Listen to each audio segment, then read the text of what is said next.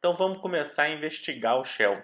Primeira coisa que a gente precisa saber é que a definição de qual shell que vai ser executado é no momento de login do usuário. Isso fica lá no arquivo /etc PSWD. Então lá no PSWD a gente tem aqui uma lista de usuários. Esse arquivo é separado em colunas, então aqui a gente tem o login do usuário, aqui seria a antiga senha, ID do usuário, ID do grupo, um possível nome do usuário, né? O diretório home dele e por último nós temos aqui /bin/bash que define qual que é o shell que o usuário vai ter quando ele logar no sistema, né? Então, como eu estou logado com o usuário Ubuntu, aqui o meu usuário Ubuntu ele usa o /bin/bash. Vocês podem ver que existem outros tipos de shell aqui nesse arquivo PSWD, né? Então a gente tem aqui a /bin/false, né? Que seria um falso shell, ou seja, esse usuário não tem shell. Se ele tentar logar dinamicamente no sistema através de um SSH ou diretamente num terminal, ele não vai ter acesso a shell nenhum, né? O no-login, né, também faz a mesma coisa. Então ele vai, na realidade, vamos ver aqui, né? Se a gente tentar executar ele, ele vai na realidade imprimir essa mensagem para o usuário, né? Essa conta não está disponível, né? Então, o /bin/false e o /usr sbin no login são falsos shells que na realidade quando você coloca isso lá no diretório /etc/pswd, você está falando que você não quer que esse usuário logue no sistema. O Bash, né, de longe, ele é o shell mais utilizado, né, no Linux, visto que ele é muito poderoso e sofre uma implementação muito grande. Outra coisa que é importante saber é a sequência de scripts durante a carga do sistema. Então, quando o sistema ele lê, ele é carregado, né, ele vai aqui olhar principalmente o arquivo /etc/profile. Esse arquivo profile ele vai definir algumas variáveis, vai definir alguns parâmetros, vai definir o ambiente onde o usuário vai ter acesso quando ele logar num shell, né? Então, por exemplo, isso muda, gente. A cada distribuição pode ter um /profile diferente, né? Então, cada profile, né, vai ter aqui uma sequência, vai ter um script diferente e aí esse arquivo geralmente ele não deve ser editado, né? E ele é onde define as variáveis, todo o ambiente do sistema. O etc profile geralmente ele também costuma ler esse diretório aqui, o profile.d, né? Então aqui você tem alguns outros scripts que vão ser executados, né? Então o profile procura o que está dentro do profile.d e aqui sim vale a pena você customizar alguma coisa que você queira. É importante falar que tudo que está no /etc/profile ou no etc/profile.d nesse diretório são configurações globais. Então tudo que você mexer aqui vai afetar todos os usuários do sistema. Então o profile ele afeta tudo, né? Então, por exemplo, se a gente olhar aqui o cedilha português, né, ele entra aqui com uma configuração, na realidade, de localização, né, para poder a máquina ficar bem aportuguesada, né? Então ele define aqui algumas coisas. A gente fala disso numa outra aula, mas é importante você saber que o profile e o /profile.d, né, eles são diretórios que vão definir todo esse ambiente de maneira geral. Bom, o profile, depois que ele é carregado e o profile.d, né, a máquina pode executar alguns scripts que estão no diretório home do usuário. Então, se está no diretório home do usuário, significa que aquilo afeta o usuário em si, né? Então, o profile geralmente ele vai procurar por um programa, por um script chamado .profile. O ponto, toda vez que tem um ponto, antes de um arquivo, ele fica oculto. Então a gente pode ver isso aqui, por exemplo. Eu dou um ls, olha só, eu só vejo o diretório programa. Agora, se eu der um ls-lga para me mostrar os arquivos ocultos, vai me mostrar os arquivos que tem ponto. O ponto profile é um arquivo que o meu profile vai ler na hora que a gente logar, e aqui também vai definir algumas variáveis, né, de ambiente para o usuário que eu estou logado naquele determinado momento. Então, se eu mexer aqui, eu vou mexer para esse usuário. Então, vamos ver aqui, ele manda rodar o bash rc, né? O bash rc é um script também que é executado toda vez que o bash é executado. Então, toda vez que o bash roda, ele roda o bash rc antes, né? E aqui ele define, por exemplo, a variável path. A variável path vai definir o caminho, né, de execução dos programas. O que é interessante aqui, olha só, ele coloca o diretório home, né, uma variável, né, que vai dizer que o diretório home do usuário logado. Então, se a gente sair aqui desse programa e utilizar o comando echo e o nome da variável, nós vamos ver o diretório home do usuário que eu estou logado agora, né? Vamos supor que eu dei um sudo, su-, e agora eu passei a ser o root da máquina. Se eu fizer essa mesma coisa aqui, echo home, eu vou ver o diretório home do usuário root, que é o usuário que eu passei a ser, que é um outro diretório home sem ser o Ubuntu. Vamos voltar lá para o Ubuntu. E é importante você saber que depois do profile, né, o profile ele é carregado no momento de login, né, do usuário, e toda vez que eu executo o bash, ele vai rodar esse arquivo aqui, bash rc. Vamos dar uma olhada nele, .bash rc. E aqui sim é um arquivo que você pode editar para colocar algumas coisas que você goste de customizar o seu sistema operacional, né? O seu terminal, etc, etc. Cada Linux vai ter uma configuração diferente. Então, por exemplo, aqui ele utilizou o comando alias, olha só, para o ls. Toda vez que dá ls, na realidade ele está dando ls com menos color out, para a listagem ficar colorida, né? A mesma coisa com grep, fgrep e o egrep. Esses comandos aqui de grep a gente vai ver depois, né?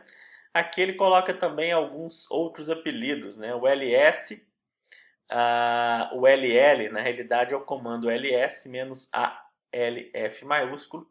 O LA é o comando ls menos A maiúsculo, e o L seria igual ao comando ls menos CF maiúsculo. Então, o alias, né, é um comando interno ali do bash para você colocar apelidos. Então, você põe apelidos que é para você customizar o seu shell, customizar as teclas que você gosta, para que você não tenha que toda hora que você quiser, por exemplo, ver a listagem compridinha, assim, com detalhes, você tem que digitar ls-lga. Então você pode utilizar o ll para fazer isso, né? Tem o la também, que mostra só os arquivos escondidos, só os arquivos que tem ponto, né? E tem aqui o L, que vai mostrar só o diretório comum. Então, são apelidos que você pode colocar. Você pode dar o comando alias e definir o que você quiser. Então aqui eu quero que LLL, por exemplo, seja igual a ls-lga. Toda vez que eu der LLL, ele vai fazer essa listagem para mim, vai dar o comando ls-lga. O que é importante, tudo que é feito no shell, inclusive o alias, etc., toda vez que você reiniciar a máquina, ou sair, né? Vou sair aqui da máquina e entrar de novo. Então, o LLL já não funciona, ele não achou mais porque aquele alias que eu criei na hora que eu saí da máquina, ele sumiu. Então, a maneira que eu tenho disso ficar permanente na máquina, por exemplo, seria editando o arquivo bashrc. E aqui eu posso colocar lá junto dos outros, para ficar mais fácil. Vamos lá. Nós temos aqui, então, vou copiar essa linha. E aqui eu quero que o LLL seja igual a LS menos LGA. Isso não está ativo, né? Então, por exemplo, se eu entrar no bash de novo, eu digitar bash, eu vou estar rodando o bash aqui dentro. E agora eu posso dar o LLL, que ele vai funcionar, porque isso passou a ser colocado num script de entrada de toda vez que eu executar o bash, ele entrar. Eu posso colocar, inclusive, lá no meu bash RC, por exemplo, vou dar um exit aqui para eu voltar para o primeiro shell. Vamos editar esse negócio aqui. Eu posso, inclusive, colocar o comando echo. O comando echo imprime alguma coisa que eu queira. Posso colocar uma saudação, né? Vou colocar aqui, bem-vindo, Irá. Salvei esse negócio. E toda vez que eu executar o bash, ele vai me dar uma saudação calorosa. Bem-vindo, Irá. Então isso é para você ver que você pode mexer nesses arquivos, né? E o ideal é que você customize esses arquivos dentro do seu diretório home, né? É importante e interessante você saber bem esses arquivos. Um outro arquivo muito importante é o Bash History, né? O Bash History, ele é um arquivo mantido pelo Bash, que ele vai conter o histórico dos comandos digitados. Então, tudo que você digitou na máquina, ele vai manter esse histórico nesse arquivo. E isso facilita você, por exemplo, usar setas. Aqui eu estou usando a seta para cima, para você voltar, né, num determinado comando que você queira achar. Eu posso, por exemplo, utilizar exclamação, exclamação, que ele vai rodar para mim o último comando, né? Então, exclamação, exclamação, ele roda o último comando digitado pelo bash. Se eu der um ls aqui, exclamação, exclamação, ele vai dar o ls de novo, né? Então, você pode utilizar esse recurso também. O built-in comando, um comando interno do bash chamado history, né? Ele também lista para gente todos os comandos lá do bash history e enumera isso. Então a gente pode, por exemplo, lá no history, vamos dar um man no history aqui, né? Ele mantém esse histórico, enumera para gente, ele tem algumas opções. Então olha só, eu posso, por exemplo, rodar o comando com a referência de uma linha. Olha só aqui. Então aqui, olha, se eu colocar exclamação e o número da linha, ele vai rodar aquele comando que eu quero naquela linha. Então vamos testar isso daqui. Vamos supor que eu queira dar um clear. Então eu posso colocar aqui exclamação 463 e ele vai dar o clear na tela para fazer. Vamos voltar lá no mando history. No mando history a gente tem também outra base de busca, né? Por exemplo, exclamação em uma palavra, um string, né? Que ele vai ler a palavra mais recente que comece com a string que você quer. Se você utilizar aqui interrogação string, ele vai começar com uma palavra que contém aquela string. Então vamos ver essa diferença aqui. History enumerou para mim. Vamos supor que eu queira colocar history, exclamação history. Ele vai rodar o último comando que começa com a palavra history, que seria o 475. Agora, se eu utilizar aqui, por exemplo, bash history,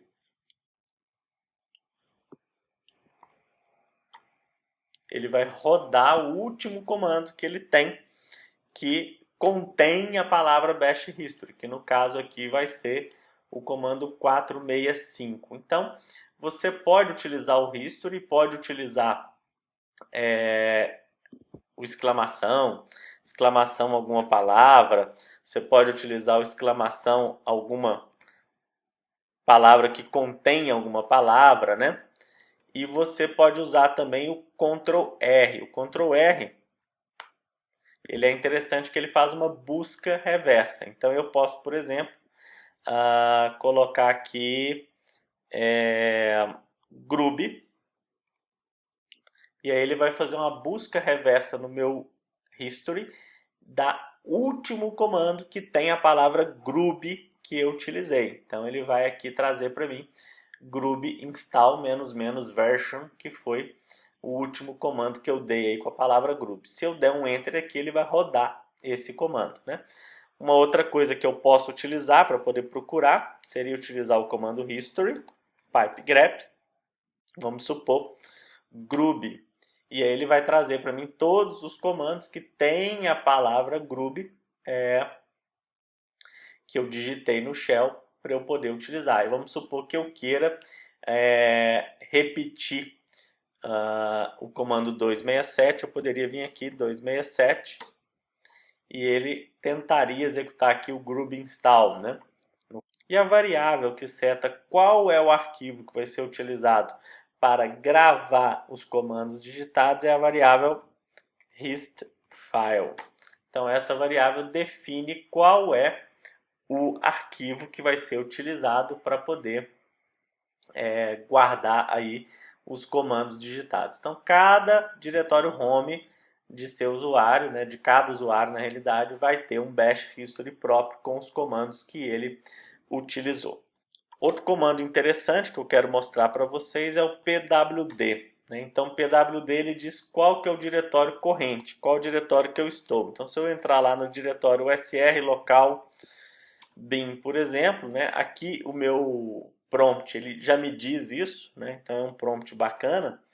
Mas se eu der o comando pwd, ele vai me falar aí qual é o diretório corrente. Então vamos falar um pouco agora de variáveis, né? O que é importante você saber é que as variáveis no Linux, elas podem ser criadas a qualquer momento. Então eu posso definir aqui, por exemplo, livro, variável livro igual a certificação Linux. E aí eu criei a variável livro. Se eu quiser saber o conteúdo dela, essa variável livro vai imprimir aí o conteúdo dela com o comando echo. Mas, no entanto, toda vez que a gente cria uma variável, essa variável está presa dentro do contexto do shell. Ou seja, só esse bash que é capaz de ler essa variável livro que eu acabei de criar, porque ela só existe dentro do programa shell que estamos em execução agora. Então, se eu der um comando ps3, por exemplo, olha só, esse bash aqui, que é o bash que eu estou logado nesse determinado momento, ele tem acesso à variável livro. Qualquer programa que eu rode embaixo do meu shell, ou seja, como um programa filho do shell que eu estou executando, ele não vai ter acesso à variável que eu criei, a menos que eu exporte essa variável para todos os comandos filho. Então vamos dar uma olhada aqui. Então vamos dar lá o echo, livro está aqui. Se eu rodar um programa qualquer como outro shell, por exemplo o bash, e eu utilizar aqui o echo livro, essa variável simplesmente não existe nesse processo filho. Então vamos dar o ps3 lá, olha só. E eu criei a variável livro nesse processo. Aí dentro desse processo eu criei um processo filho bash. Esse processo filho bash ele não conhece a variável livro, porque ela só existe aqui dentro desse processo aqui. Então eu posso sair, voltei para o meu bash, vou dar um ps3 aqui para você dar uma olhada, né, na diferença, olha só. Aqui eu tenho outro processo filho, voltei para o meu bash e aqui eu posso utilizar o echo livro que vai trazer isso para mim. Então toda vez que eu quiser que uma variável fique disponível para todos os programas que eu vou rodar no meu shell, eu tenho que utilizar o comando export e o nome da variável. Então agora a variável livro ela vai para um outro espaço de memória lá dentro do kernel, que ela virou uma variável que a gente chama de ambiental, e aí ela fica disponível para todos os processos filhos desse shell. Então aqui, se eu rodar o bash agora e utilizar o echo livro, essa variável vai estar disponível. A gente pode certificar disso lá com o PS3. Então olha só, eu criei a variável aqui, exportei ela e tudo que foi executado daqui para baixo vai ter acesso à variável livro, porque eu utilizei o comando export. E isso, gente, fica preso dentro dessa árvore aqui, dentro desse galho dessa árvore. O fato de você exportar uma variável não quer dizer que isso vai ficar disponível aqui, aqui, aqui ou de repente aqui. Não. Quando você exporta, isso fica preso dentro desse galho. Então, tudo que é executado aqui para baixo vai ter acesso à variável que você criou, né? Isso é importante, né? Tem alguns programas, de repente, MySQL, Oracle, Java, né? Tem alguns programas que precisam que você crie algumas variáveis antes de executá-los, né? E essas variáveis têm que ser exportadas. Então, geralmente, a gente vê lá export, por exemplo, vou criar aqui uma variável usuário, e aqui eu posso criar uma variável direto junto com export. Então aqui, se eu der um echo usuário, eu vejo o Irá Ribeiro. Se eu rodar um shell aqui e der um echo usuário, copiar, colar, essa variável já fica disponível. Então essa aqui, usando o export, também é uma outra maneira de você criar uma variável e já exportá-la para uso. Vamos supor que eu não queira mais, né, utilizar a variável usuário. Então eu posso utilizar o comando unset usuário e aí eu descarreguei, eliminei essa variável da memória. Então se eu der um echo aqui agora, essa variável já passa a não existir mais. Um outro conceito que eu quero passar para vocês é o conceito da variável path. Então o path é uma variável ambiental que ela define aí os diretórios de busca que o shell vai utilizar para poder buscar os arquivos executáveis quando você quer executar um arquivo. Então, a variável path ela tem aqui na realidade diretórios, e esses diretórios são separados por 2 pontos. Então, observe aqui que eu tenho um programa chamado hello, né? Então, se eu quiser executar o programa hello e o meu diretório corrente, né, o meu diretório home, que é o /root, com o usuário root que eu estou, não está na variável path. Quando não está, então quando eu tentar executar o programa hello, ele não vai executar. Por quê? Porque o hello não foi encontrado. Não foi encontrado aonde, gente? Não foi encontrado em nenhum desses diretórios aqui da variável path. Então, para pessoas que vêm aí do Windows, né, isso causa uma certa confusão, porque no Windows, na hora que você está dentro de um determinado diretório e você quer executar aquilo, você chama aquilo e aquilo roda. No Linux, não. Se não tiver aquele determinado diretório que você está setado na variável path, nenhum programa naquele diretório vai ser executado a menos que você informe o caminho. Então eu posso ter duas formas de informar o caminho. A forma, o caminho absoluto, né? Onde eu tenho que passar o caminho inteiro. Então eu coloquei aqui /root, que é o diretório que eu estou, e vou executar aqui o comando hello. Então agora o comando hello ele fala olá para você. Ou eu utilizar o caminho relativo. Relativo a quê? Ao diretório que eu estou. Então, observe aqui que eu posso utilizar o ponto, /hello, e aí eu estou utilizando o caminho relativo falando para o shell o seguinte, olha, quero que você execute o comando que está no diretório corrente. E aí ele vai executar. Uma das maneiras da gente resolver isso seria editando aqui o arquivo bash profile. Então eu posso editar o meu bash profile Aqui eu tenho a variável path, né, que foi colocada, e aqui no path ele repete a variável path, ou seja, tudo que está lá, mais o diretório home/bin. E eu posso colocar aqui mais, por exemplo, o diretório home. Se eu salvar isso daqui, deslogar da minha máquina e logar de novo, agora eu tenho o meu diretório home como um diretório da procura do path. Então vamos dar uma olhada lá na variável path.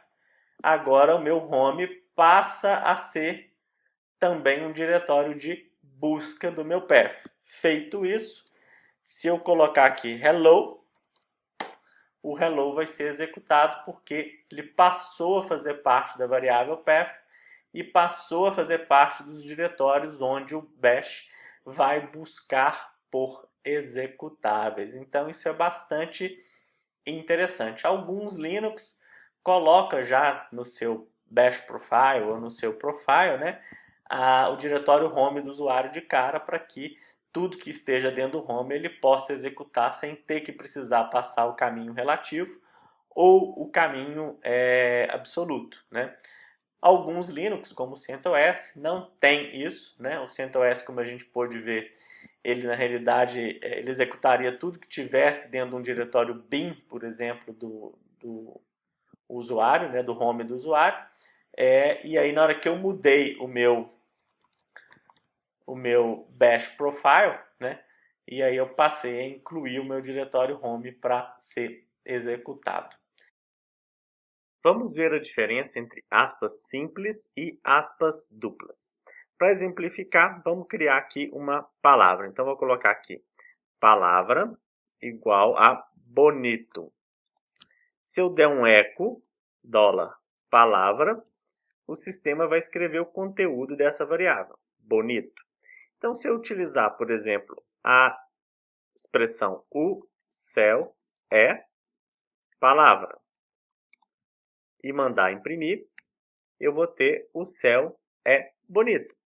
Se eu trocar essas minhas aspas duplas por aspas simples, o sistema vai deixar de reconhecer a variável palavra lá dentro para escrever exatamente aquilo que está escrito. Então, com aspas simples, ficou o céu é $palavra, ao invés de o céu é bonito. Então, essa é a principal diferença entre aspas simples e aspas duplas. Nas aspas duplas, o que está dentro ali pode ser interpretado, expandido pelo shell. Na aspas simples, não. O que está ali dentro vai ser interpretado literalmente. Bom, então nessa aula você teve aí todos os comandos para a ambientação do bash.